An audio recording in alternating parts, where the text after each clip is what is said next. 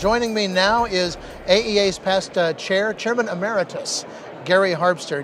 Gary is with Duncan Aviation as well. And Gary, welcome to our set and to Aero-TV. Thanks for joining us. Thank you kindly, you bet. Let's start off talking about kind of what's going on here, because this has been kind of an exciting show. It feels like maybe we've hit the bottom and are starting back on a bit of an upward trend as far as the aviation industry is concerned. That's going to have an effect on the avionics industry. Is that the sense you're getting from the folks that are here? You know, the biggest thing in this industry is there's so much miscommunication. So, you know, even in your show here, I mean, it's great to be able to get the actual message out. I talk to customers every day that talk about, we think we need this, but we don't understand what it is.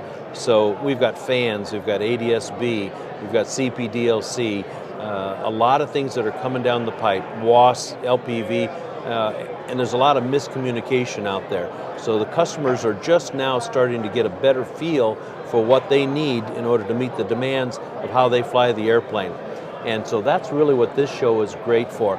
These are the types of equipment that you need to accomplish those mission statements. And I think that's what's starting to happen. I talked to a lot of the people on the floor and I said, you know, why are you seeing this turnaround? And they feel that they're seeing the turnaround now because the customers are starting to understand that this is something that's for real. We don't exactly know the dates. They could get pushed back, but there's a lot of airplanes that are going to need this. And so we probably better get on board and do it now. So. And there are a lot of airplanes. I was talking with somebody earlier that the fleet is in the hundreds of thousands of airplanes, and particularly for like the ADS-B 2020 mandate, maybe 1 or 2% of those has been brought up to compliance. I agree. The number I've heard is the same thing, 1 or 2%. So, excuse me. So without a doubt, there's a lot of aircraft that are going to need to get it. And people are fooling themselves if they think that they can wait too long, because there's only so many shops that can actually handle this workload. And after a period of time, the shops aren't going to do it at a lessened cost. They're going to have to charge a premium because they're going to have to work their guys overtime. The equipment manufacturers are going to have to double up on production. So everything is going to kind of cascade. So it behooves the operator and the owner to start looking at this equipment now and probably set a plan in place. Talk to us a little bit about the association and your affiliation with it. Where do you see the place of AEA in the overall aviation industry? You know, we've talked to a lot of the people here today, and a lot of people believe that the Aircraft Electronics Association, that our industry wouldn't be where it's at today without the involvement of the AEA. I mean, they've done that good a job. I've been involved with them for 9 years, and so term limited out my 9 years. But without a doubt, they are very well structured in trying to get the message out about our industry. We've been a target by Washington for quite some time. It's easy to kind of say, well, the guys that fly around in these big corporate jets and calling them the fat cats, everything, but we've never really quantified how many millions of dollars that they bring into the business, how many employees there are that are involved in the business. There's a tremendous amount of people that are affected when there's any negative comments brought out of Washington. Granted, early on when the three big motor companies went to Washington, that was a poor thing. It's too bad that it happened, but again, it's one of those deals where if people truly understand the whole situation, you're looking at an operator that's flying around in a large corporate jet, and you think of him as like, you know, he's living high on the hog. But in actuality, that's a guy that's extremely, extremely busy. He might have to be 5 places in one day, and there's no way that he could actually do that job effectively without corporate aviation. And so the message got out there incorrectly, and it snowballed. So now a lot of people are paying for that. So the AEA industry has decided, look, we need to quantify how big this industry is. And so they announced today $2.4 billion. That's a huge, big number. Mm-hmm. That's a lot of employees, it's a lot of families. And so when Washington makes those negative comments, you're affecting a lot of people. And I really applaud the AEA for getting that message out. That was huge. The other thing that they do is that for those of us that are involved in aviation, when we see a movie or we hear something in the press that we absolutely know, that's not right. That's not right. The common person doesn't realize that. And so it jeopardizes the perception of safety about aviation. We've got one of the best safety records of any industry out there. And it's very important that we get a message out there to continue to advocate how safe we're really operating. I mean, it is amazing. And the AEA has done a great job of doing that. Now, one of your ribbons there says FAA Ambassador, and that's maybe a bit of a tough job in this crowd. Well, yeah, individually, if you talk to an FAA person, they know what a difficult task they have. They're mandated by things that come out of Washington, but if you talk to them one-on-one, those guys would love to help you, but a lot of times their hands are tied, and that's a difficult situation to be in. But we've got some really, really good people in the FAA. What an FAA ambassador does is the AEA provides us with information, packets of information on new equipment, when new shows are going to be, everything that they think would be pertinent to that representative. So then they give us this packet, they send it out to us, we hand carry it over to the FAA, and they already know who we are, but we provide them with that pack of information, and also if there's any questions that they have about it, then they know who to contact. So it's just kind of a liaison between the AEA and the FAA. So what then has been your connection with things like the rewrite of Part 23 and some of the things that are really going to maybe streamline some of the things that will directly affect your members? And Duncan Aviation, who I work for, is almost all Part 25 aircraft. So we really don't see a whole lot of Part 23 aircraft, but they did solicit our input on certain things because a lot of things that apply to Part 23 will also apply to Part 25. So what they tried to do is introduce some common sense and some logic into the equation, and that's the one thing that challenges a lot of people. FAA regions all across the United States have a difficult time interpreting the rules because they read it one way, another guy reads it another way, and he's going to force that issue. And he'll say, well, this is what you have to do in order to comply with it if I'm going to allow you to put it in. Somebody else may say, this is how you have to comply with it. It becomes a real challenge for an installation facility because he knows that out there in California, they're putting it in day and night, not running into near the difficulties that they are maybe in Chicago or maybe somewhere on the East Coast. So California has a competitive advantage because they can put it in less hours and less paperwork, whereas maybe they're challenged with the paperwork and the demand that the FAA is putting on them in another region. And that's really unfair, advantage to do it that way. But if they understood those rules and regulations and how they should have been applied, maybe it would be the same way all the way across the board. And Rick Perry a lot of times will take that challenge and he'll run with it, and he tries to play the mediator between the FAA and the local shop that's trying to do the installations. So we really appreciate his hard work in that area. This segment of the industry, it seems, is where probably 99% of the innovation comes from in aviation. There hasn't been essentially a new airframe in 103 years. Exactly, right.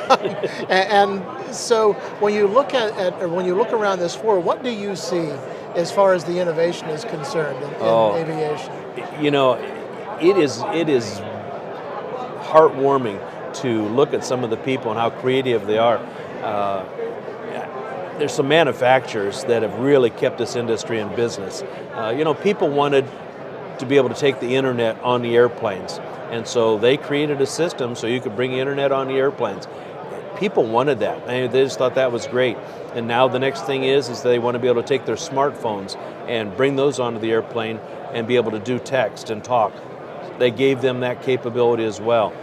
So I see some very, very creative individuals and very good forward thinkers. And I've talked to a lot of people today that are in the same situation.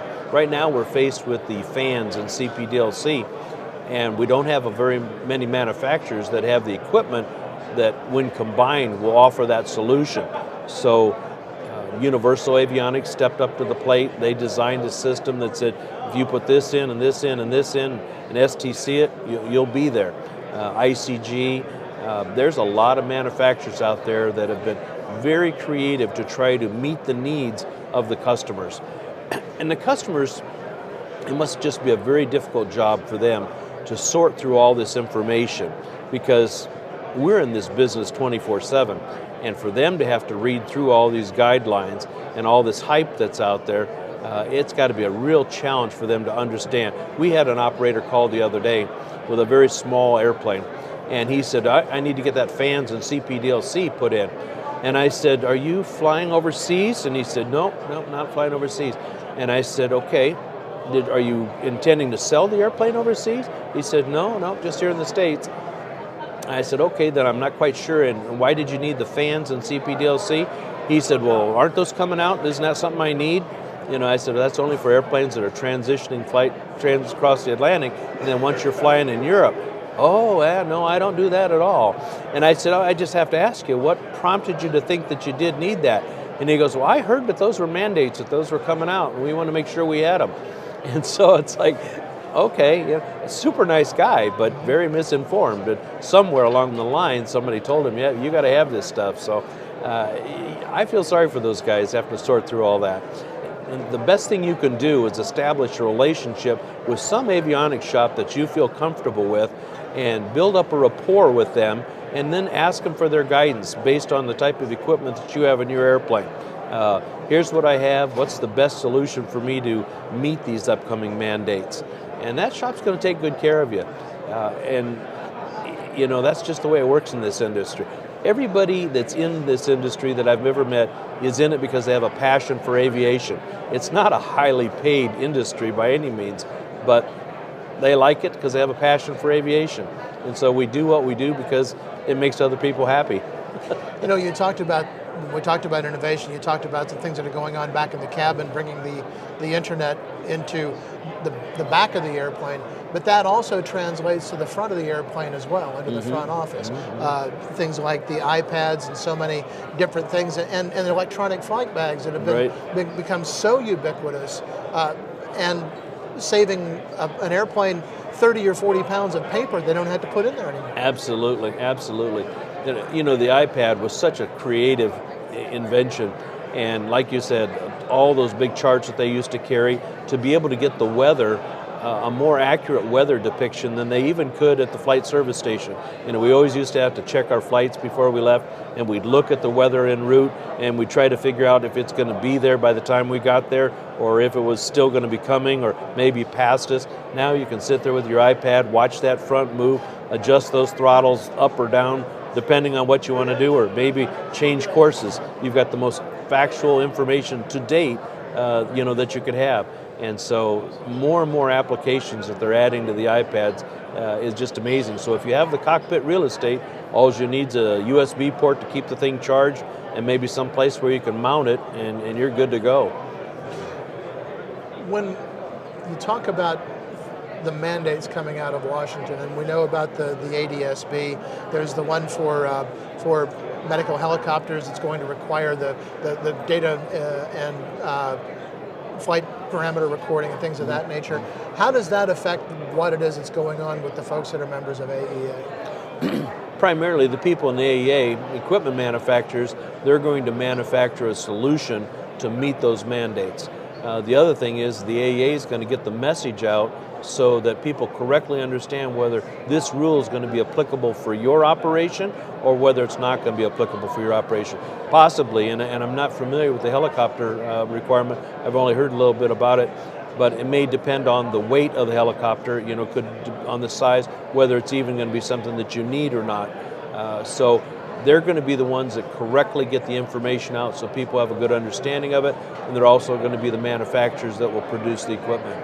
And there are the other things that the association does as well. For instance, the scholarship program, we talked a little bit earlier with Mike Anderson about that. How do you feel about being able to bring some of those youngsters, those young people up and getting them involved in the industry? I've taken people flying that have never been flying before, and I've had some people that got into aviation because I took them flying when they were kids, and they've come back to me and they said, that was a turning point in their life.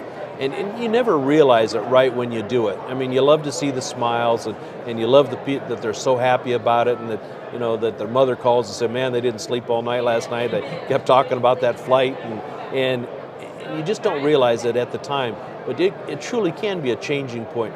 It's very difficult right now. If you go to a kindergarten or first grade, second grade, and you ask the kids what they want to be, they do not say that they want to be pilots. You know, they want to be policemen, they want to be firemen, they want to be superheroes, but pilots just isn't there anymore, and it's a shame.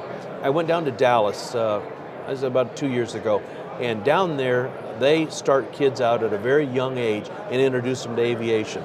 They have a playground where you go up into a tower, and it's a little air traffic control, and they have a big radar screen, and they have airplanes that you can sit in and play like you're flying. And those kids just, love that. We need to do that more. People don't look at aviation as a big money operation, but they need to get involved in it for the passion. There's so many people that are out there working in a job strictly for the dollar that aren't very happy, But if you're doing something that you enjoy, you're satisfied. You're satisfied, your health is better, family life is good. So it's just the way it should be. I want you to look down the road a little bit, because you are in an industry involved in this that does deal with a lot of innovation. What do you see 5, 10, maybe 15 years down the road? I do think of things that way. We know the fuel charges are going to continue to escalate. I mean, fuel is in short supply. So I think we are going to go more towards automation. I am very, very impressed with the drone technology. I think that level of automation will happen to aircraft.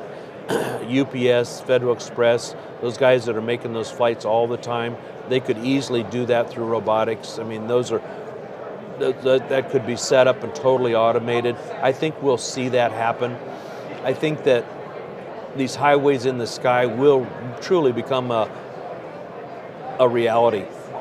I think that we'll program airplanes from the time they start up to the time that they land, and they'll fly in a synchronized movement across the sky.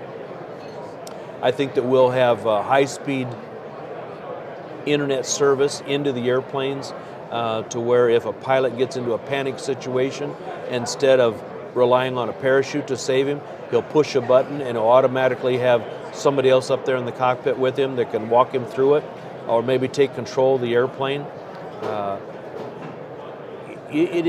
I think we've got that technology, and I think once we get that infrastructure in place, the sky's going to be the limit. It's going to be amazing. So to speak. Yeah, it will be. Exactly. Well, Gary Harpster, thank you very much. We've enjoyed our time here at AEA. It's been a great experience for us. We always enjoy coming out and talking to folks, and it's been a hectic 3 or 4 days, but it's always a gratifying one as well, and we certainly appreciate your time. Thank you for doing what you do. Appreciate it. All right. Thanks very much. Right. Gary Harpster is Chairman Emeritus of you. Aircraft Electronics Association. AeroTV's coverage of the 57th Annual AEA International Convention and Trade Show, live from Nashville, Tennessee, is brought to you in part by the following sponsors.